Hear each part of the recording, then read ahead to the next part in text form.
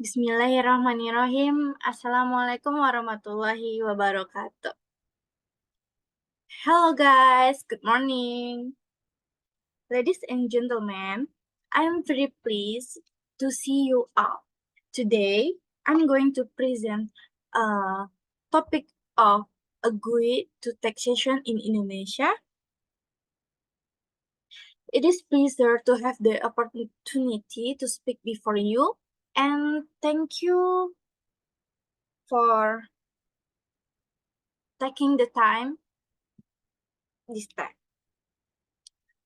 First of all, let me introduce myself. My name is Berliana Putri Edward with student identification number 222-3313.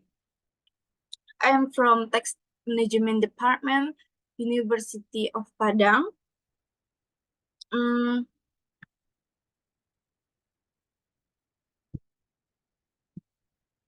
Okay, in this section, there are 14 lessons that I will explain today. For introduction, Indonesia Parliament approved the Harmonized Tax Law or Law Number 7, 2021. 2021, which overhauls the country's existing tax structure. The new law aims to optimize tax revenue collection and compliance amid state revenue already, but rate to cover the costs caused by the pandemic. First, I will explain about corporate taxation.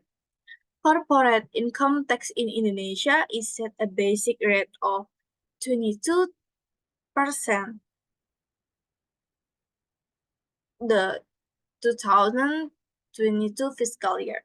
There are several facilities given to business regarding the CIT if they fulfill the following condition. 1. Companies that are listed on the stock exchange that over the minimum requirement of 40% of total share capital are subjected to a 3% tax cut from the standard rate. 2. Companies that have an annual turnover of 50 billion rupiah are eligible for a 15% tax cut from the standard rate. 3. Companies with gross turnover of no more than 4.8 billion rupiah are subject to a 0.5% tax on total turnover.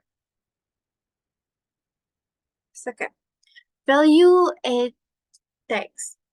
Value-added tax in Indonesia is imposed on the provision of service or the transfer of taxable goods.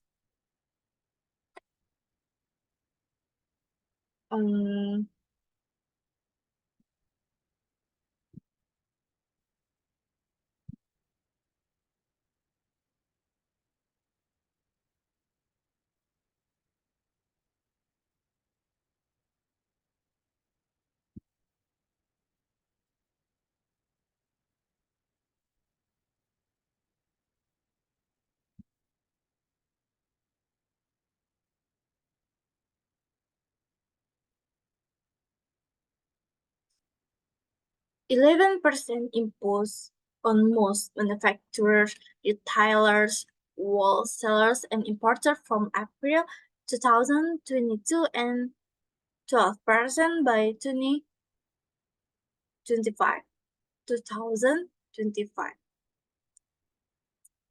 And export of tangible and intangible goods is subject to 0% VAT or value-added tax.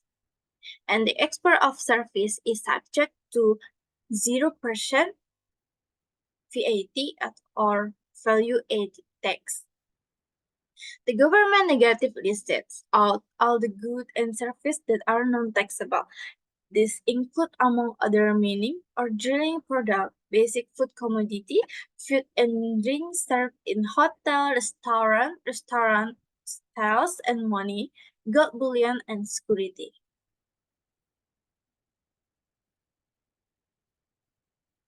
Third, three, personal income tax. The country has adopted our income taxation system, meaning that individuals considered Indonesian tax residents pay tax to the government on the income they earn it in Indonesia, and also on income they earn it from abroad, unless there is an applicable achievement.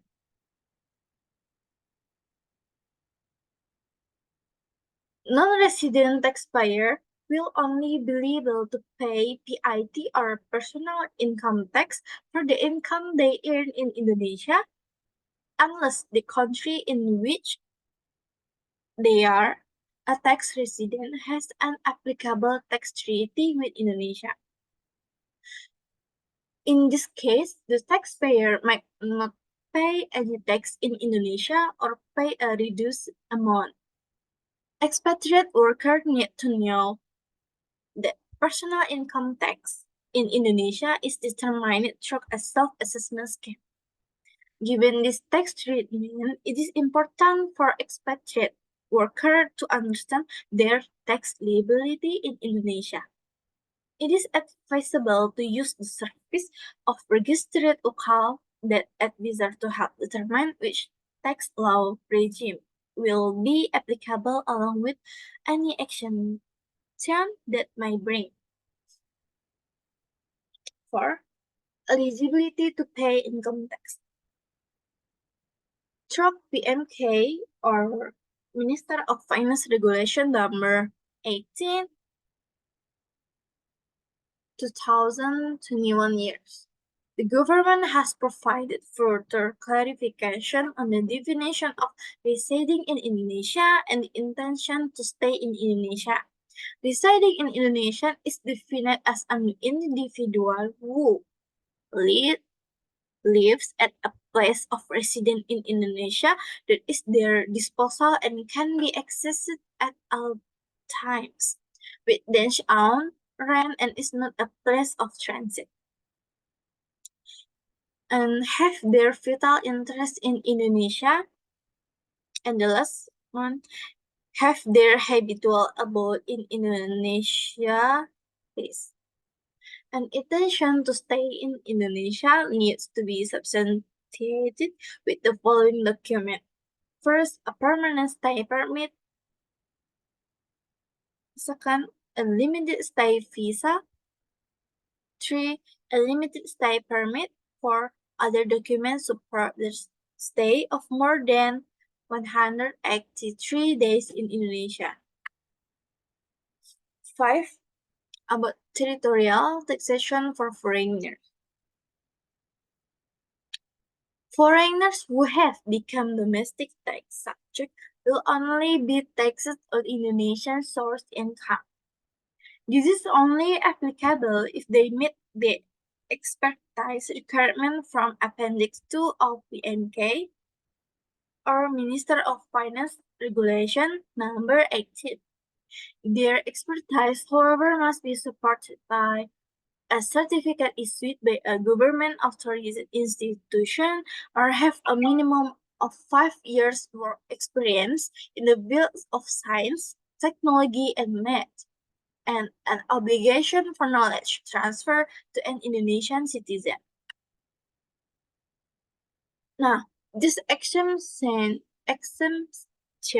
apply for foreign diplomatic and consular personnel, representative of international organizations specified by the Minister of Finance, and military personnel and civilian employees of foreign army service. When it comes to tax rate, resident and non-resident are taxed differently. Residents are subject to a withholding progressive tax, or their net taxable income is set at graduate rates. with current net ranging from 5%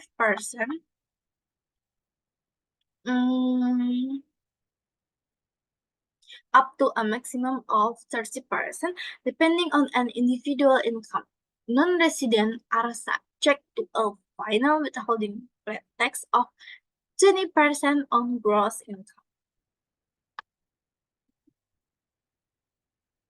Okay, the following are the taxation rates in Indonesia.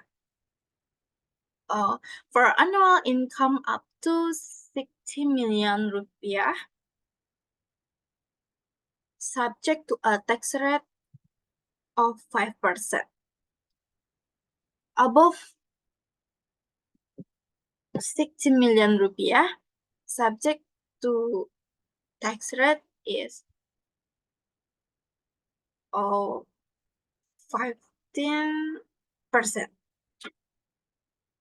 15%.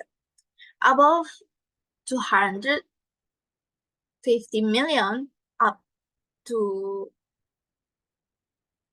500 million rupiah, subject to a tax rate is 25%. Above to 500 million rupiah to 5 billion rupiah, subject to tax rate is 30%. And the last one, above 5 billion rupiah, subject a tax rate is 35%. Okay. 6. About deduction and relief. There are several elements that can be deducted from the gross income when determining the annual taxable income of an individual. It is worth noting that a family is regarded as a single tax reporting unit with a single tax identification number, or we can call it NPWP, in the name of the head to the family. The head of the family needs to report the income of their dependent spouse and children on their tax return. The following personal deductions are available for resident taxpayer. Okay, for individual taxpayer is deductible amount per year is 54 million rupiah.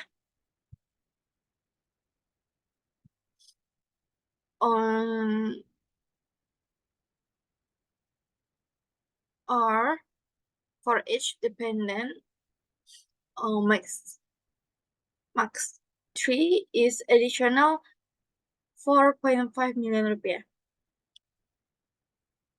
Number 7, employer compliance obligation. Okay, income tax in Indonesia is mostly paid by withholding by the employer. The tax withheld by employers must be remitted to the government body on a monthly basis. 8. Employee compliance obligation. Expatriate employees are required to complete an annual tax return and compute their tax liability by March 31 of the following tax year. 9. Filing a tax return. In order to file a tax return in Indonesia, an individual must register as a taxpayer in order to obtain a tax identification number, or we can call it NPWP. Expatriate must obtain an NPWP if they are tax resident. 10. Tax deregistration when leaving Indonesia. It is highly recommended that expatriate leaving Indonesia permanently cancel their tax registration to avoid any misunderstanding and thus avoid being continuously considered a tax resident of Indonesia. 11. Dividends and offshore income exempted from income tax. Such concession will require reinvestment for a certain period from when the dividend is received in Minister of Finance Regulation number 18 provide detail on this reinvestment requirement. Qualifying reinvestment are as following in Indonesia is defined as an individual who, first, investment in financial market instruments such as government bond, including Sharia instrument, bonds or suku issued by a state-owned enterprise, private companies, financial investment in perception bank, including Sharia bank or other legal form of investment. Investment in financial instrument outside the money market include investment in the real sector, investment in infrastructure through a private-public partnership, equity cooperation in already existing company domiciled in Indonesia, cooperation with the Indonesian Sovereign Wealth Fund, or lending to small and medium-sized business in Indonesia.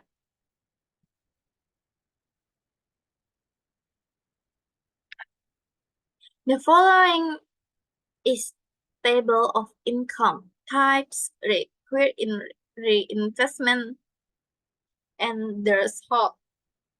Based on the table above, if the reinvestment requirement provide a 30% threshold, the taxpayer can enjoy the full exemption if this threshold is fulfilled.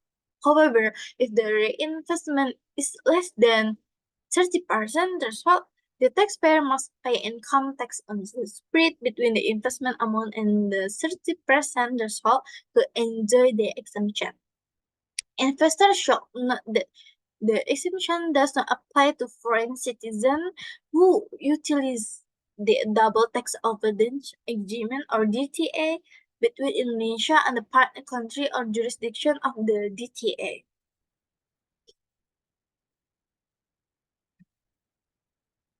So, withholding tax applies to both resident and non-resident companies in Indonesia. The tax rate on dividends is 15% for resident and 20% for non-resident unless they have an applicable tax treaty. The withholding tax rate on interest and royalty is also set at 15% for resident and 20% for non-resident.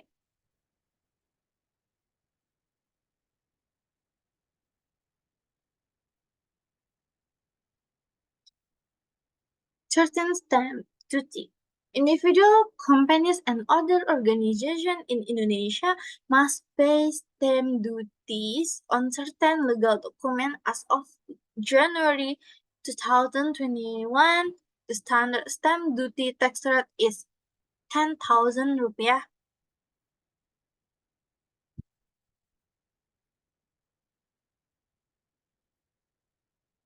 Document of a civil nature is agreement, certificate, statement letters, and similar documents and their copies.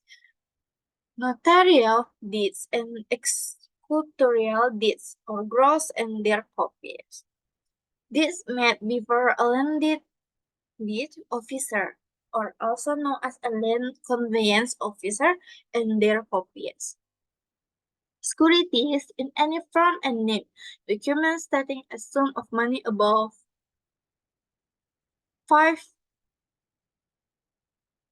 million rupiah, which describe the entirely or partially.